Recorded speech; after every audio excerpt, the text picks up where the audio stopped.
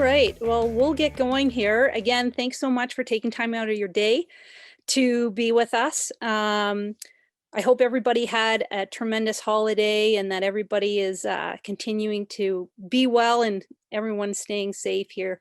I'm Laura Schuler, and this is another episode of Finding the Details. And today we're going to talk about the forecheck and, in particular, triangular reads and how F1 dictates the forecheck. But just a reminder before we get going here, if you do have any questions, just to put your questions in the Q&A box, and I will be sure to try to get to all of those questions at the end of the episode.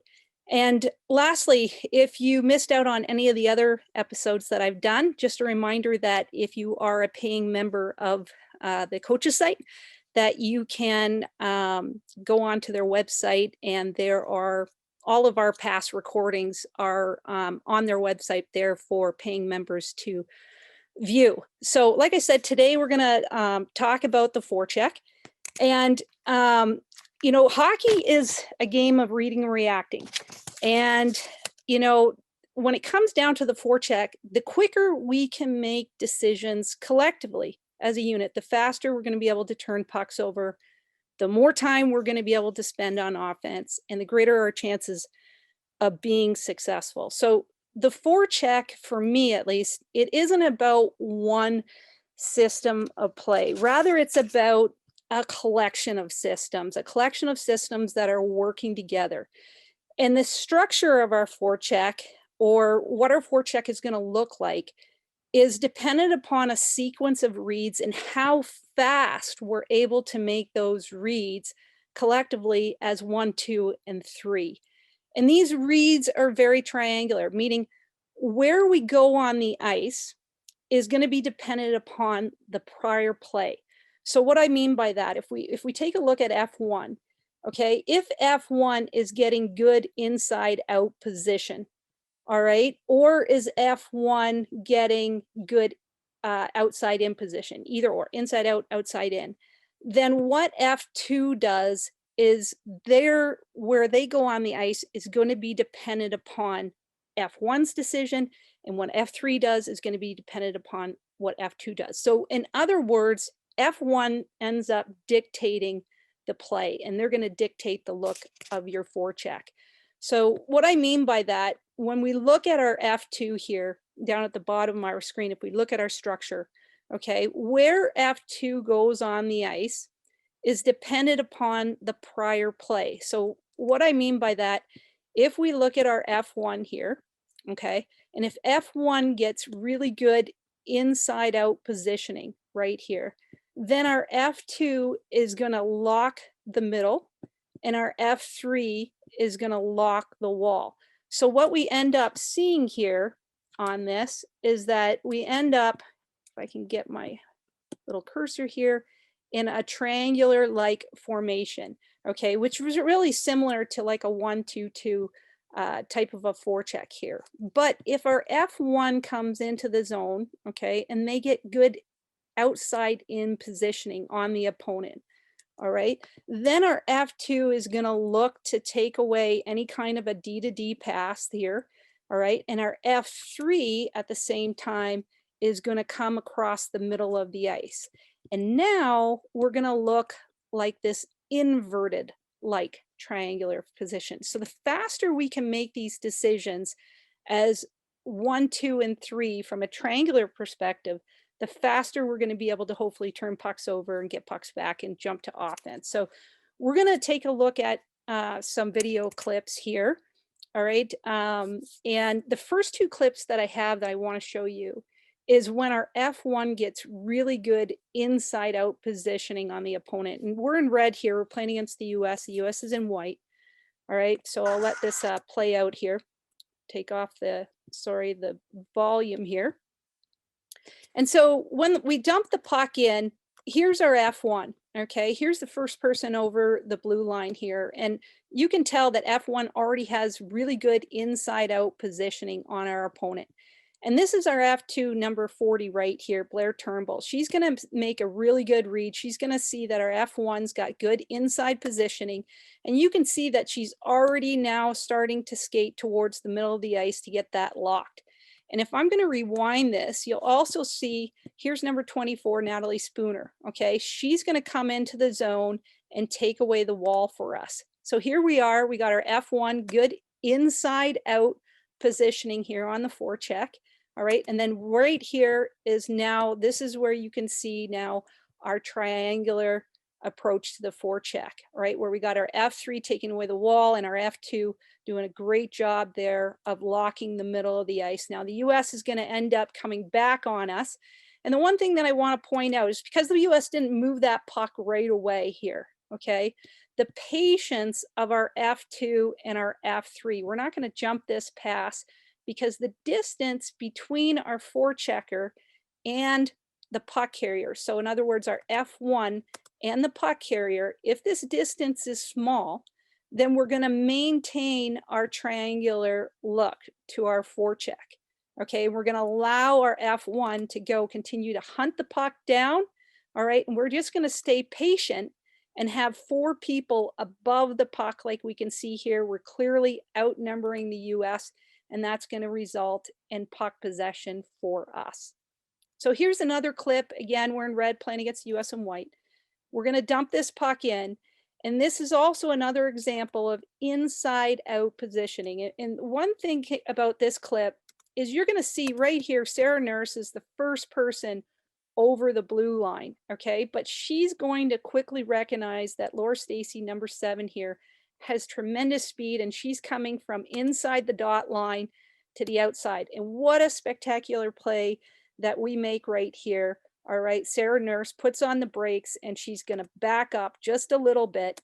And now you can see our 1-2-2. Here's our triangular look to our forecheck. All right, and if we rewind this, you'll see our third person just filling in space. Since we've already got F1 covered and we got the boards covered, then the next person to come in the zone is going to take away the middle of the ice here. And that's exactly what Emily Clark does. And you can see we're in a really good triangular shape here on our forecheck.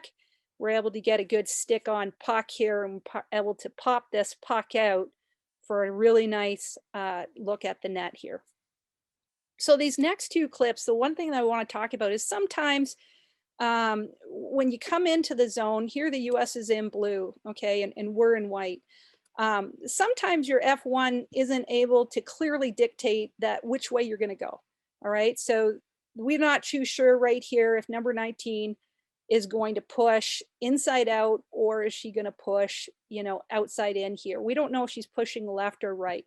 So what's important is that when our next 2 forwards come into the zone here, okay, the importance of these 2 players having patience and staying connected to our F1, okay, until we know what way she's going to push. If she ends up pushing right, we're going to stay connected as a unit. If she pushes left, we're going to stay connected as a unit. All right, so right here, Bran Jenner decides to push to the left, and there's our 2 F2 and F3 being really, really patient here. And again, the distance between our F1, our first forechecker, and the puck carrier is short. And if it's short, we're going to allow our F1 to stay on that puck, and we're able to turn that puck over. And now we're back in the offensive zone and ready to create some offense. So this next clip here, same situation, all right, where we need to stay connected. So you can see right here that we're looking like we're going to push inside out on this. All right, we start our push, but the US reverses the puck and they end up moving it D to D on us. But what's key here, again, is that our F2 and our F3 are patient, all right, and the distance between our F1 and the puck carrier is short. If you read that it's short, we're going to allow F1 to stay on the puck. And meanwhile, see how our F2 and our F3 right here, okay, have shifted back across the ice. And we have stayed connected as a unit in this triangular shape here. So I'm just going to rewind this a little bit. All right, now they've moved the puck back to us D to D. We're able to stay on that puck, turn the puck over, all right, and we get a really nice chance at the net here. So these next 2 clips that I want to show you. So now we're in red, again playing against US. US is in white. These clips are from, now we're going to push outside in. And I want you to see the difference between what happens when we push inside out versus outside in here. So we're going to get this puck in, and right here, Brianne Jenner, number 19, she's first on the puck. And look at her F2 is already anticipating, all right, any kind of a D to D play. We're already looking to cut something off, all right? And so even though Brianne Jenner has good inside positioning right here, you can see she's inside positioning, she's still pushing from outside the dot line. Okay, so if she was pushing from inside the dot line, then we would look different. But we're pushing from outside the dot line. So now our F2 is anticipating this, and we're going to jump that pass. All right. So now our look looks very different. Okay, we're looking more like this inverted triangle. And if I rewind this, watch our F3 that comes down the wall here, and watch our crossovers. 1, 2, 3. Like, she knows she's got to get across the ice right here. Okay. And again, we look like this inverted triangular look. This is now going to allow for our D to be able to come pinch down the wall and keep that puck in for us. And as our F3 is going to cover in behind here. So there it is. We go pinch, and our F3 is able to recover in behind, and we're able to gain back puck possession. So here's another example. Again, we're in red. Of an outside in push. All right, this is Marie-Philip Poulin. She's battling it out in the corner. And again, she's outside this dot line. Okay, she's outside this dot line. So what we're going to watch here is the cheat on our F2 of Melanie Daou. All right, watch this play out here. So see how Melanie Daou is already anticipating this downward D to D pass. And at the same time, our F3, okay, as Melanie Daou shifts down, our F3 is going to shift across the ice, and we're going to look like this inverted triangular attack right there. Okay, so here you have the bottom of the triangular attack happening right across the goal line here. And now, although we didn't have our D pinch on this because we were changing, the importance, we've just shifted from like a 2-1-2 look back to a 1-2-1 look. We're now, because the distance between the puck carrier and our F1 is short, we're going to allow Melanie Daou to stay on the puck. And there we have it. Watch here how hard, okay, you'll see Marie-Philip Poulin right here, and how hard she works to get back above the ice, while, although you can't see it, number 2, Megan Augusta, is coming across the ice to get back into our triangular look here. And so right here, if I pause it, there's our triangular look again. Okay, so we've gone from a 2-1-2 to a 1-2-2. We're just basically inverted to a regular triangle. We're able to cut that puck off. All right, and away we go back into the offensive zone.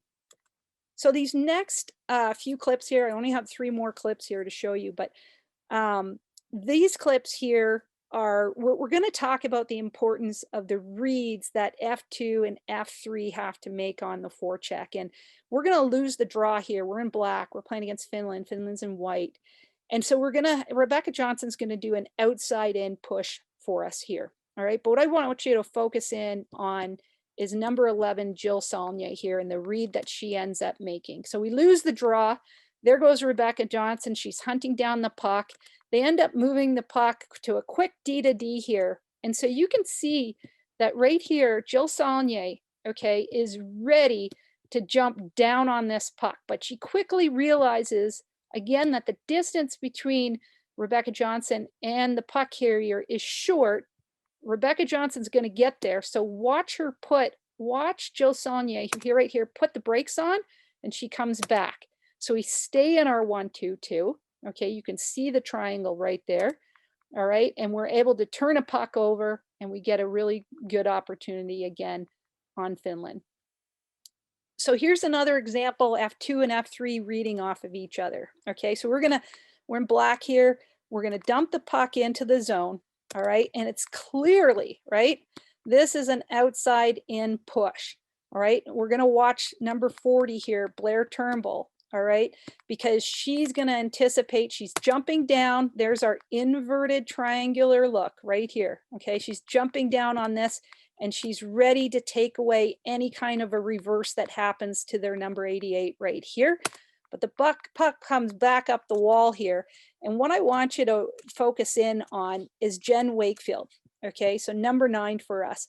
So she initially is coming down the wall, right? Just in case, but she starts to cut across the ice into our 2-1-2. You can see she's cutting right there. She's cutting, but when the puck comes back, she's now close enough to be able to get control of that puck. And now we're in a situation where we're going to double down on this puck to try to get puck possession back. Okay, and our last look, a little different than the other two looks that I want to show you. This one we're in red, we're playing against Russia. We're going to dump this puck into the zone here, okay? And right here, so this is a read that we have to make. So number 7 is first into the zone, okay? And here's the puck right here. And clearly, okay, number 7 is closer to the puck than their defender is. So we're going to be first now. So the read that our F2 now has to make is, since we're going to be first to the puck, how do I support that puck? Am I going to support the puck towards the net, call for a little bump play, call for a bump to the middle, or call for a bump to the wall here? Watch what happens is we're going to release this puck to the back of the net here to number 26. Emily Clark does a great job right there in picking up the puck. Now we got to think about, okay, we have puck possession. So now we got to think about our F3. Now our F3 is reading, I need to get open. Okay, we got good puck possession here, and watch what Sarah Nurse does. She's going to lead everybody out and then put on the brakes and come back in undetected here, but we take a dead angle shot, but we're able to get that rebound and maintain puck control. So how do we practice this? For me, it's really important that when you think about your forecheck, you don't have to do things 5-on-5. You want to be able to break down all the components of your forecheck. So you want to practice just F1. You want to practice, and then after that, F1 and F2, and then you want to practice all three, F1, F2, F3, all together. So I like to do small area corner battle drills. In order to be able to practice this. And when we're just focusing in on our first forechecker, we'll do a lot of corner work that involves just one-on-one drills. When we want to incorporate F1 reads and F2 reads, then we'll do a lot of 2v1s or 2v2s out of the corners. And then of course, when we want all three working together triangularly as a unit, we'll do a lot of 3-on-1s and 3-on-2s, and we try to always create the numerical advantage so that you have that offensive edge to be able to look to get pucks in net. But what's really important is that because F1, F2, F3 are interchangeable, and they're constantly interchanging. There's always a new F1, there's always a new F2, there's always a new F3. Everybody has to understand all the reads that each of the positions have to make. So when you look at the first forechecker, okay, we always talk to our players about these 3 reads that they have to make. Number 1, if they're going to be first to the puck, or are they going to be second on the puck, or is it going to be a 50-50 battle? So meaning, if they're going to be first, okay, you have to teach your player how to cut people off. If you want to hold on to the puck, then you have to teach your players how to get in between the puck and the opponent. You have to be able to teach them how to create that line of protection. So cutting people off, if you're going to be first to the puck on the forecheck, is critically important. And at the same time, if you're going to be second to the puck, then you have to make sure that your players understand the proper angling techniques to use to get pucks back. And in a prior episode I focused in on the art of angling. So if you missed that, I definitely encourage you to check it out, because we talked about the 4 elements of angling, which is having a good stick, having a good angle, accelerating off the arts, and then making sure that you're physical when you're going in to take away the puck. And that's all the aspects of, we like to say, hands to hips and hips to hands, to be able to turn pucks over and get pucks back quickly. And then the third thing, if you're not first or you're not second, then you're probably going to end up in a 50-50 battle. And you really have to teach your players how to be physical. And what I mean by being physical is you have to teach them how to get into good athletic positioning, meaning your butt's down, your knees bent, your chest's up, your stick is on the ice. Because you want your kids to be able to be physical before they even attempt to get the puck. So how do you bump somebody off the puck?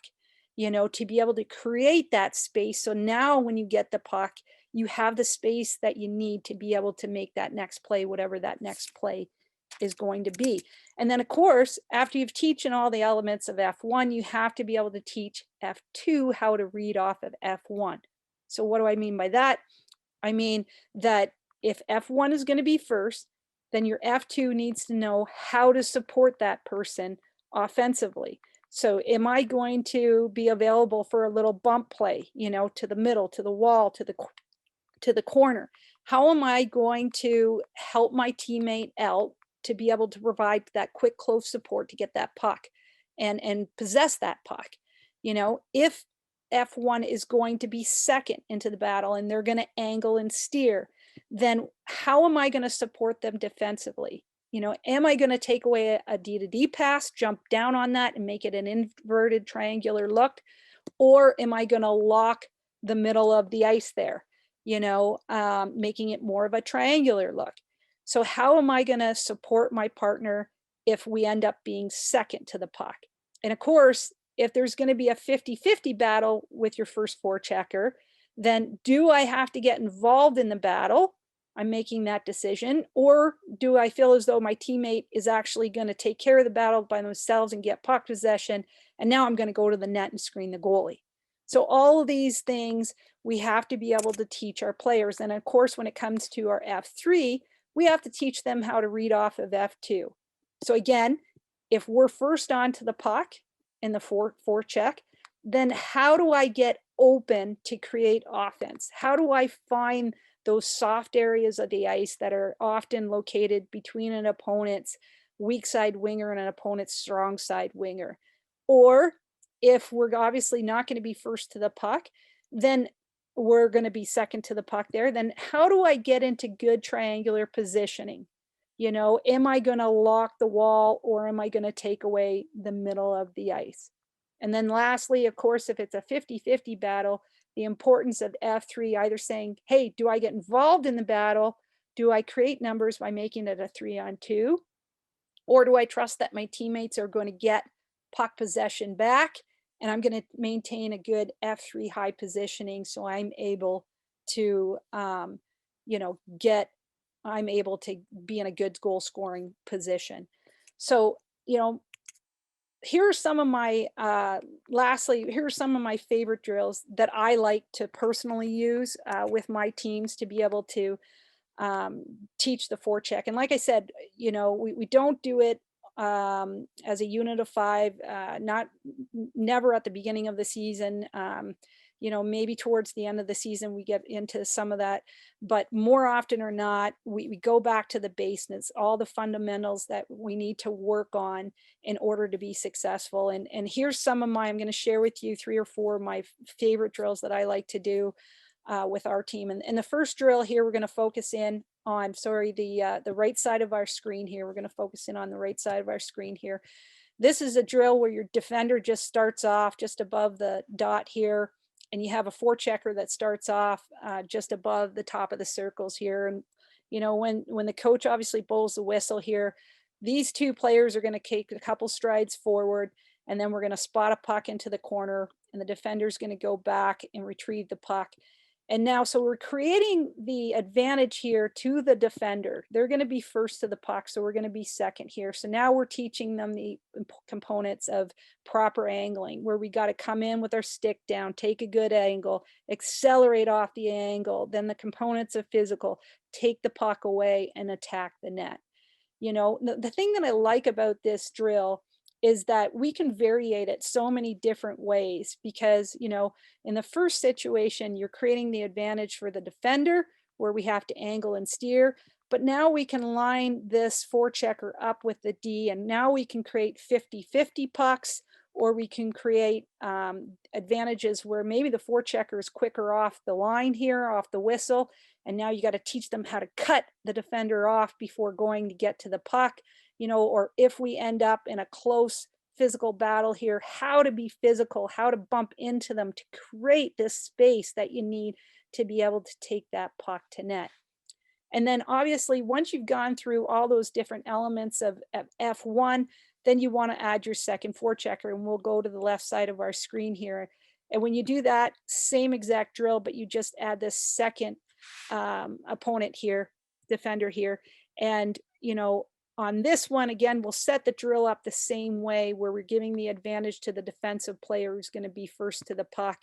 And so we got to angle and steer. But now our F2, the reads that they're going to be make is, am I locking the middle? Am I staying in the middle? Because if we get the puck, I want to be in a good position to be able to get a quick pass and shot on net, right? Or are we creating situations where maybe we move these two forwards up and we're equal now with this defenseman, and maybe we're now going to be in the battle with this defenseman here, right here, and now our F2's got to come in and create a 2-on-1 to get puck possession, right? Or do I trust my teammate that we're going to get control of the puck, and now I'm going to stay at the net so that when, we get the puck here, we can transition it quickly towards the net for a shot on net. So again, these are basic drills, but the reason why I love them so much is just because you can do so much with them, and you're working on all different elements of just F1 or just F1 and just F2.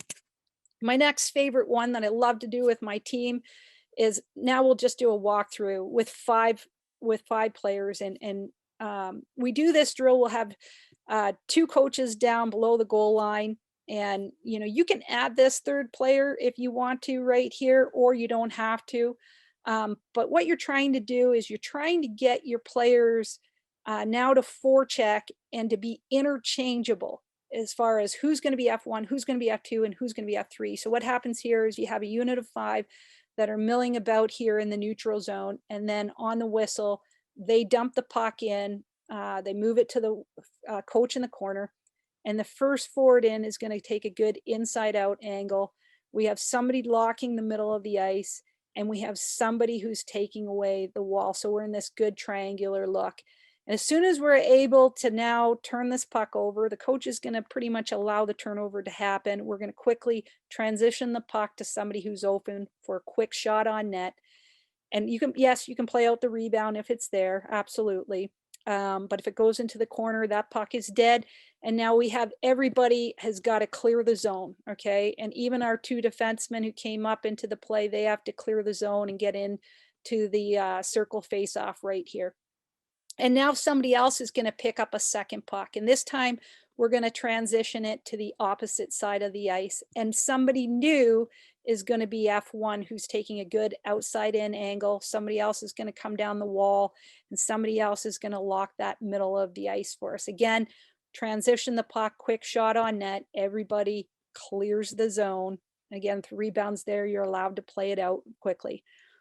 Now on the third attempt, when we come into the zone here, we do it a little different. This time, what we like to do is when we move the puck to one of the defensemen or one of the coaches, you can move it to either or. This time we'll have our first forechecker come with a good outside in attack, okay? And our second forward is gonna try to cut off any D to D pass, and our third forward is gonna come in and then lock this middle of the ice here. So we're gonna look like this triangular, triangular look to our forecheck. We can allow our D to come down the wall here. Again, turn the puck over, transition it quickly to the middle, and for a final shot on net. So I like this. It moves really, really fast. You can have it going, you know, 2 lines working in each of the ends. So you have everybody on the ice all working together.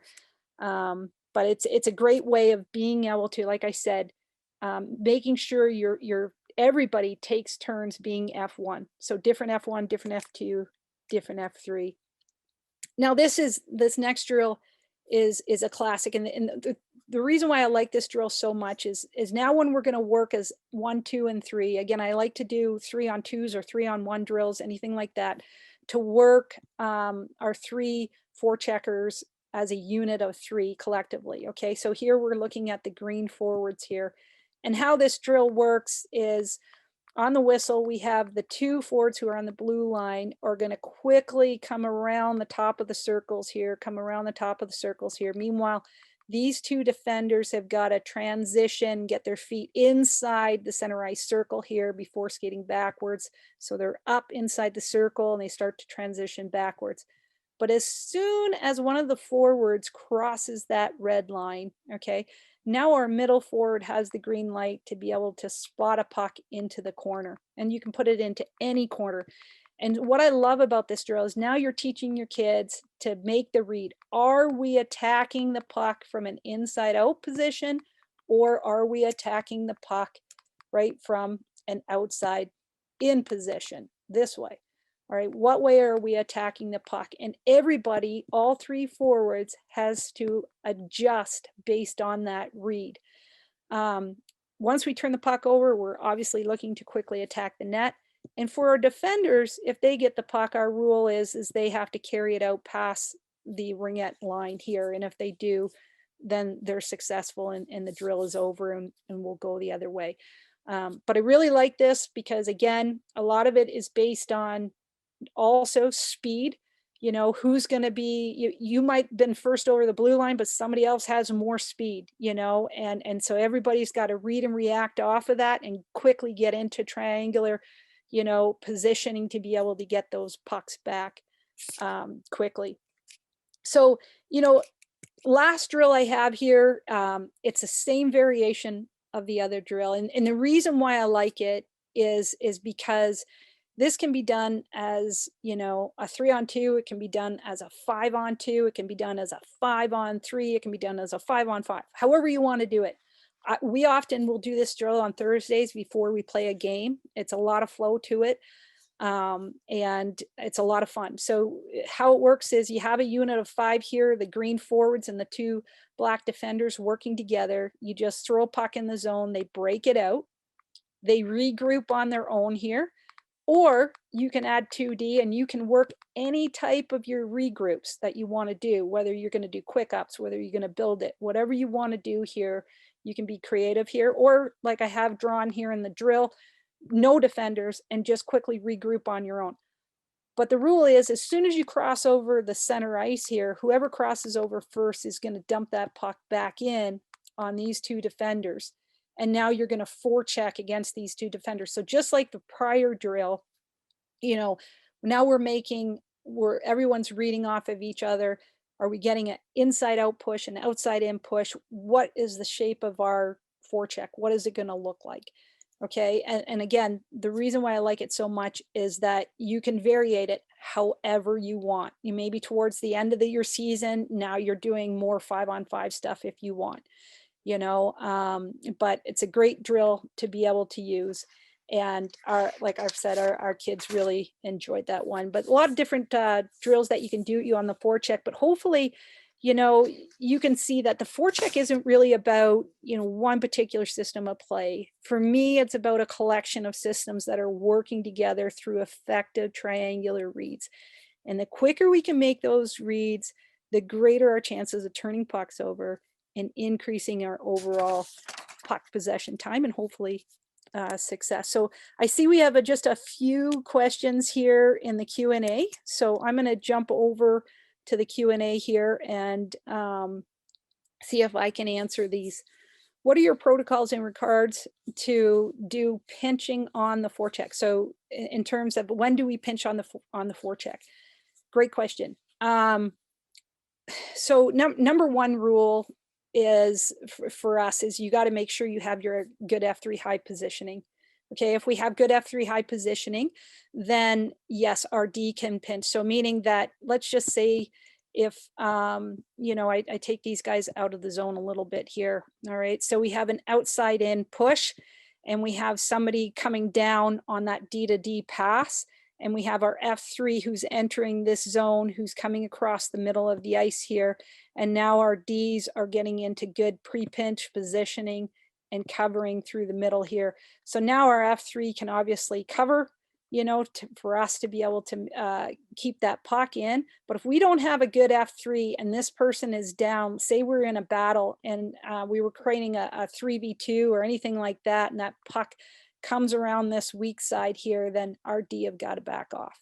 Our D have got to back off. But if we're above their middle option, wherever their middle option is, if we're above it, then we have the green light to go ahead and pinch. So great question.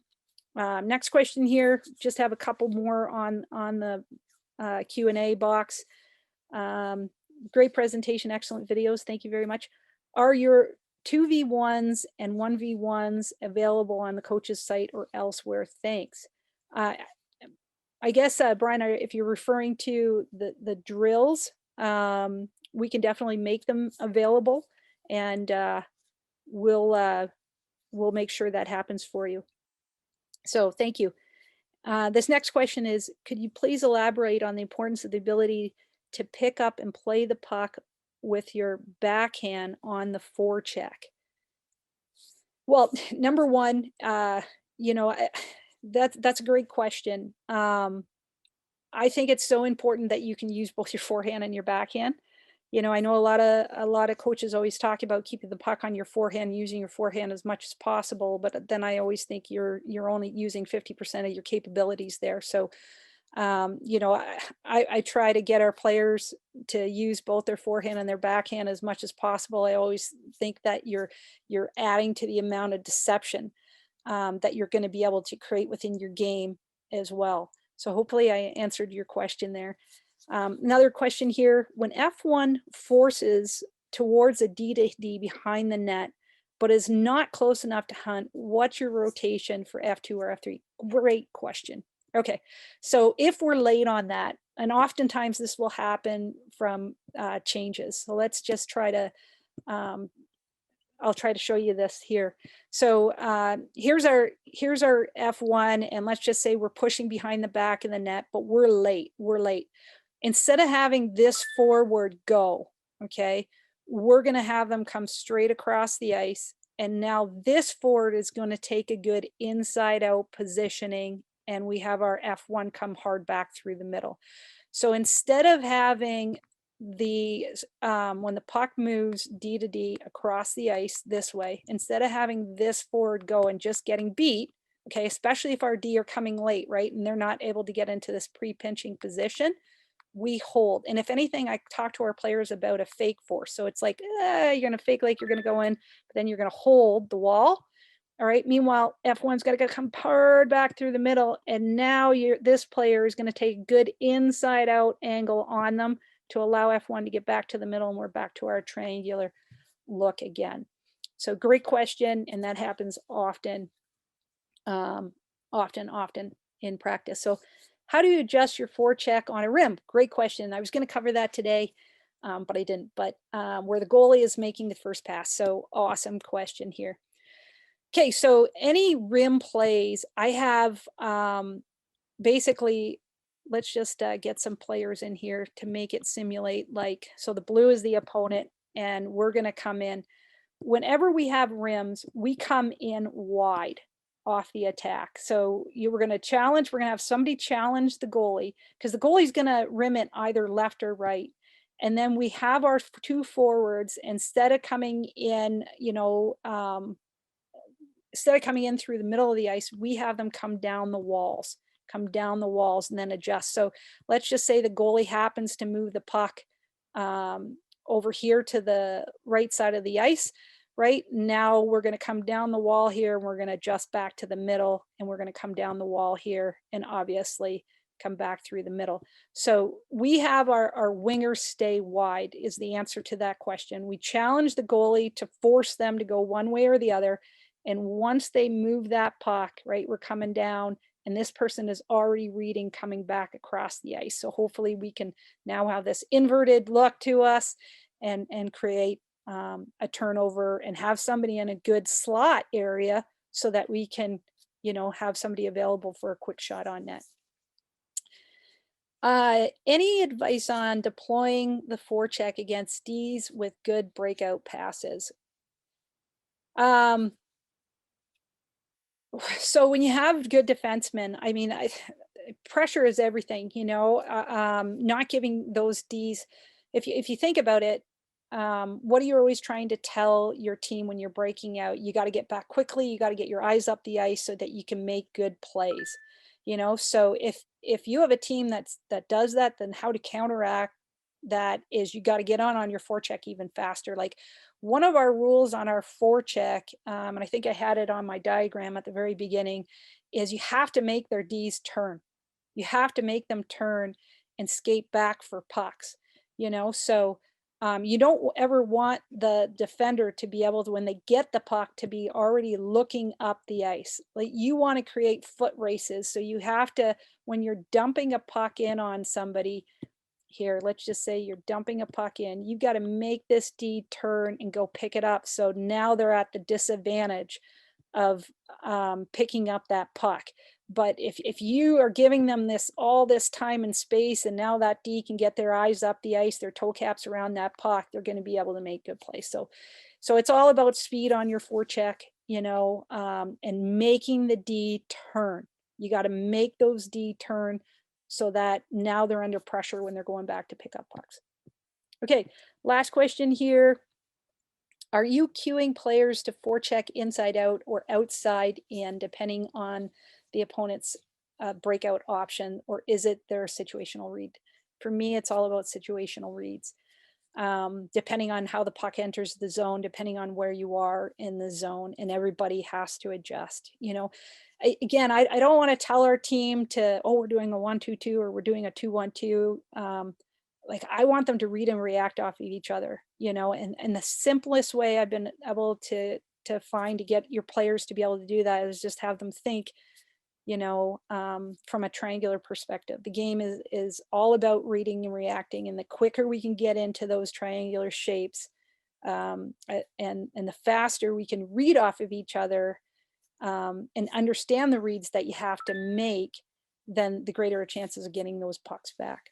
So, oh, sorry, one more question here. So this one is, would you have your F1 focus on forcing the D to D's backhand in hopes that they can't make a quality pass? Good question. I guess the one rule that we do have is if the Ds are already set up behind the back of the net here.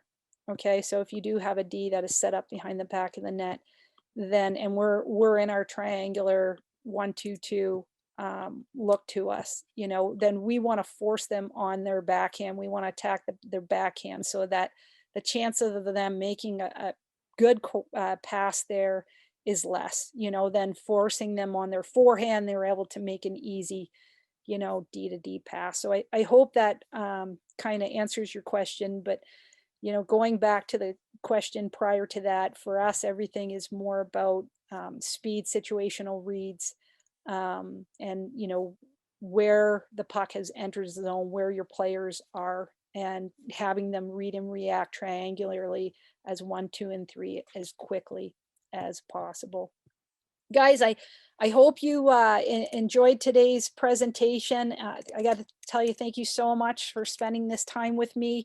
Again, my next presentation is going to be on Wednesday, January the 20th. We'll be back here on Wednesday, 2 weeks from today, 3 p.m. Eastern, and we're going to be talking about the importance of line changes. So I hope you can join in.